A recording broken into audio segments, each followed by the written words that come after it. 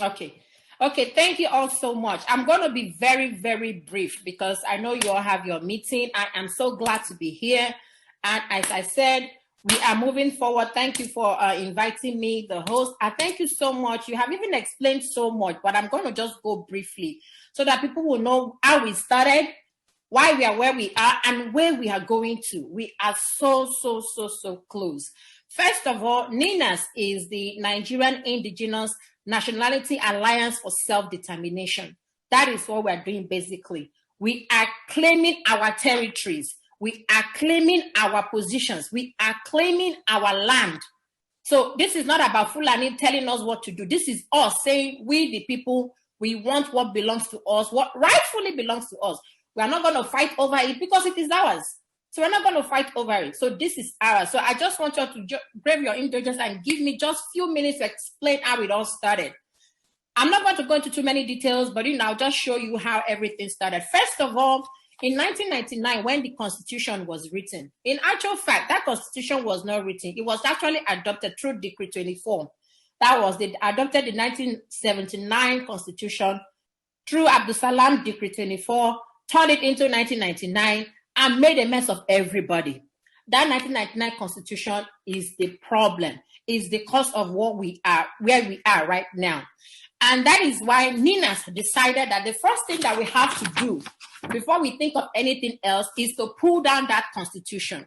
So we said, you see, this 1999 Constitution must come down for us to go forward. And why do we want to do that? Because in this Constitution, there are 68 exclusive lists. All these 68 exclusive lists makes it impossible for a Yoruba man to generate the money that comes in Yoruba land to be used for Yoruba people. They made it so difficult. The Igbo man, the money that is generated in his own land to be used by his own people and for his own people.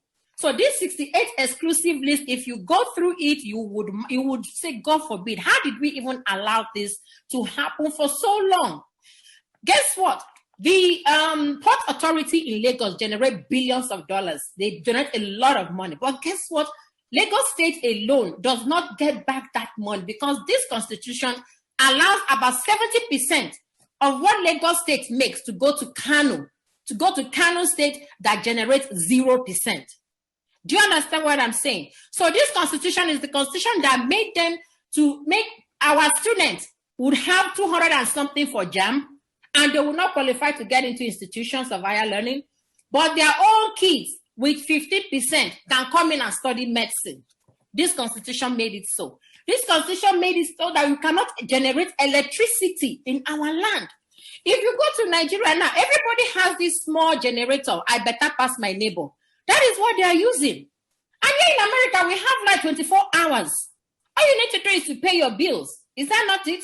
That Constitution made it so. So if you go and open the Constitution, you see all these 68 exclusive items on the list. And that is why we say we are no longer doing. You have to pull it down for anything positive to happen. Then, even before we went there, the Nigerians, the contraption, I call it contraption because that is what it is. I call it a contraption because the Fulanese, they have already moved on with their Sharia. You understand? They did this in sometime in 2000. They moved on with their Sharia and decided that we here, we can decide to do whatever we want, but it has to come through their own power. So they have moved on with these 12 states that you see right now. Before, the Middle Belt used to be part of the North. But the Middle Belt found out that we cannot continue in this manner. That is why they pulled out from the North. So these 12 states has already agreed to move on with their Sharia states. And that is why when they say we are succeeding, we want them to know that we are not succeeding. No. We are actually asking for what belongs to us. Our own self-determination, that is what we are seeking. And let me also make us to realize that these three bottom, like we have the Middle Belt here, we have the Yoruba nation here, we have the Lower Niger here. When I call Lower Niger, it means the Southeast and the South, and some part of the Middle Belt. So all of us, we have created an alliance. We have created a stronghold against the Fulani Caliphate. So we are already together. We are doing this together. That is why it's easy. Had it been the Middle Belt wanted to go on their own, these people on this side will crush them. Had it the Biafrans, we tried to go on our own one time. You see what happened in 67. We were crushed. I didn't think the Yorubas wanted to go on their own. They would be crushed. So that is why we decided to create an alliance first before we decide to go. So that has happened. Then in 2007, the template that the NINAS is using is this UNDRIP, United Nations Declaration of the Rights of the Indigenous Peoples. Because people are asking the question, hey, how do you think this thing would work? How do you think this thing would work? Fulani will not agree. They were just making so much noise. And we're telling them that there is a template. There is a template, and you won't believe it. One of the people that helped to see this template go through was Professor Wole Soyinka. It was one of those that allowed this template to go through in 2007. He helped us to get this thing to go through. The first guy that tried it during Second World War, they killed him because they said, if Africans understand that they can have self-determination, how do we go and steal from them? So it was the help of Wole Soyinka and some other chaps that made this possible in 2007. I think the secretary there was Kofi Annan. So because it was a friend to Soyinka and so on and so forth, they met together and said, hey, man, you got to help us. You got to help us. So in 2007, this thing came out, and it has about 46 articles. It's from these 46 articles that NINAS is working from. So if anybody tells, Fulani no go agree, Fulani, no. Fulani go agree because we and Fulanis, we are not the same. We are not the same. So if you go through all these 46 articles, it's talking about the indigenous peoples in their indigenous spaces. Like the Ijaw man would be in his Ijaw territory, the Igbo man would be in his Igbo territory, the Yoruba man would be in his Yoruba territory. So nobody would encroach on your territory unless you decide to agree. So with that being said, now let me give you the let me give you the trend, the real template that was mapped out. These are the 16 steps that have been mapped out since 1999 when this project started. It started in 1999. And so far, we are at the 50. This is where we are right now. From here to this is where we are. And this is the last phase. We are on number 15, where we are, because we have done the constitutional force majeure. We did that in December 16th, of which I am a signatory. So we have done that. This is the last phase of where we are, right? We are on the 15th. We are moving to the 15th. And we will now get to the 16th, and that will be the end. And when my brother was saying, we are so close, that's the truth. We are really, really close. So we are going to finish from here and go down to this last part of the entire phase. It has taken 21 years in making. You understand? And why we decided to go through this platform or go through this pathway is because we don't want any war. War will not benefit us. Yeah. We don't want anybody to die for no reason, especially when all those things belong to you. So that is why we had to go through this path. And we are hoping that by the time we finish, we would end up like this. Imagine federations. The Yorubas will go as their Oduduwa nation or Yoruba nation. We at the lower Niger, we would go as our own nation. We can decide to even split further if we so wish. The Middle Belters will go. These ones, they've already gone because they came up with Sharia and they have already gone. And that is why you should not be afraid that, Fulani will kill you. No! Guess what? We have done the constitutional force majeure that makes it impossible for the Fulani to continue to kill you unless you want to die. There's no point. And now, on the 16th of December 2020, this is the constitutional force majeure that we did. We did this constitutional force majeure expressing our grievances to the nation. We're like, you know what? We can no longer do this. We can no longer be a part of this. We are no longer interested in becoming one. You have to answer the 5 demands. And these 5 demands were presented to the government. They gave the presidency 90 days to come around the 5 demands of the constitutional force majeure. The 90 days have come and gone. They also gave, from then, I think a March of 2021, 17th, another 30 days to the governors and the senators. Hey, go and be part of the transitioning movement. Some of them are still drawing back. They're like, would this work? Would this not work? They are still, Baba, go slow. They don't want to move fast. And we're like, okay, don't worry. You just have to do what we need to be done. But right now, starting from the 17th of April, we have given our people 120 days.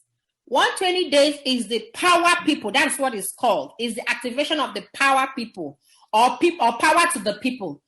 It has been activated already. And what do we need to do in that 120 days? As my brother rightly said, there have been campaigns on a weekly basis. There was an Ibadan campaign. There was an Oshobo campaign. Was it today or yesterday? Yeah. It was today, Abi. No, today. It was yesterday, sorry. There was a Oshobo campaign yesterday. And the campaigns would have to continue. And so the reason why we are doing these campaigns and, the army or whatever, police, they are not attacking is because of the force majeure. They can no longer attack. Because we've now said that we are disputing that constitution. The constitution no longer holds us binding. And that is why we want to create that awareness. Everywhere you go, you talk to your people, educate them, let them know why they shouldn't even fight in the streets. Let them know why they should all come together, because everybody has to come together to agree on what we are doing. So the campaign is very, very effective. I watched it yesterday. I saw Sunday Igboho. I saw Koiki. I saw a lot of people out there. I saw it. They came out, and it has to be continuous until the end of that 120 days. And what are we looking at that 120 days? We have already told the owners of the land, this is you and I, my own land, your own land, that, hey, once that 120 days comes up, you have every right to do whatever you want to do. And we have told the government. They are pretending as if they are not listening. And they're pretending that what we are doing is online. It's not online, no. There is so much work underground. There are not so many things I can tell you now. But there's so much work underground. The United States is involved. Even the UK has answered. The EU has answered. They say, no. They cannot deal with this. Because they know that we are legitimate in what we are talking about. And the UN is so much in support because guess what? We have to go through the UNDRIP. If we did not go through that UNDRIP, they'll say, what are these people talking about? You understand? So we went through the UNDRIP that was proclaimed in 2007, and that is what is helping us. So to wrap it up, with the 120 days, what we are looking forward to, as I said, we're going to have referendum. The referendum would be supervised by the United Nations. I saw somebody doing wasn't a little advert that there will be referendum on June 12th. I don't think so. We have to end our 120 days before that referendum. And any referendum that you do online, it's not acceptable. No, the United Nations has to supervise the referendum. So let us not be carried away. Because some people will say, June 12th, come on, it's for Yoruba Nation. These people these Fulani guys, they know that their time is up. They know that already. So they're looking for loopholes. They're looking for who to bribe. They're looking for who to give money. They're looking for so many things. So people should not get carried away. There is no referendum on the 12th. I mean, you can verify that. Brother Shehu, you can verify that. But I know personally that there is no referendum. It's confirmed already. Yeah. Okay, good. So don't get carried away. The referendum has to be supervised by the UN. And by the time we have this referendum, the Oduduwa nation would emerge. Everybody, my own nation would also emerge. That does not mean that I will hate my Yoruba brother or whatever. No, we'll still be friends. If I have to come to your country, I get visa. But the bottom line is that the ECOWAS visa should be able to be easy for me to go up and down. So don't even get that, if Igbo goes, this will happen if Yoruba. No. Let us go first of all, because the things that we are hoping to get at the end of the day is innumerable. We can't even count it. We can't count the things that we would get eventually. Because guess what? If this thing happens, the cocoa farm that is in Yoruba land would bloom. Everybody will go back to farm. I think it's in Ondo, they have a lot of asphalt and bitumen, and yet we don't have roads. You can imagine that. My classmate in those days did a project on that when we were in Ibadan. he did a project, he got some samples, he wanted to quantify the amount of asphalt and bitumen in Ondo State. Massive. And yet, no good roads in Nigeria. Does it make sense? It doesn't make sense. The Ajakuta steel that is there, I've been there like even before, I can't even remember when. It's not generating anything. Do you know what we can make with the steel? Do you know that we can even use steel for so many things, from cars to airplanes to so many things that we can do with that? In my own area where we have coal in Enugu State, do you know what coal would generate for my people? At least constant electricity. It will generate that for my people. So let us not be, carried away that, if Yoruba goes, what will happen? No. Let us go first of all. What will happen will happen. We'll still be friends. And we'll be able to manage our resources by ourselves. Neighbor, friend, and us. We will be able to manage our resources for ourselves, for our children, even for our unborn generation. And guess what? By the time things get settled, a lot of us would leave United States of America and go back home. Thank you so much. So thank you so much for giving me this time. If you have any questions, let me know. Thank you so much. I know there's no better way to collaborate. And when you invite doctor, and doctor, there are doctors, emeritus, there are emeritus doctors. So we really appreciate you. Thank you so much for coming, Dr. Anosike. God bless you. God bless you. I know by the time we get to our bus stop, which is our own good place of destiny. Very soon. Very soon. It is so soon. It's so soon. I wish I could give it a date that is next week. It is that close. Honestly, it is that close. Yeah. Thank you so much. We have really enjoyed you, and we say God bless you. Thank you, my brother. Thank you, all of you. We always engage you more and more. Sure. We know that we call you any day, anytime again, you're going to answer us. Definitely. Thank you so much. All right. Thank you all. God bless you all. Yeah. Okay, bye-bye. Bye. Thank you. Back to you.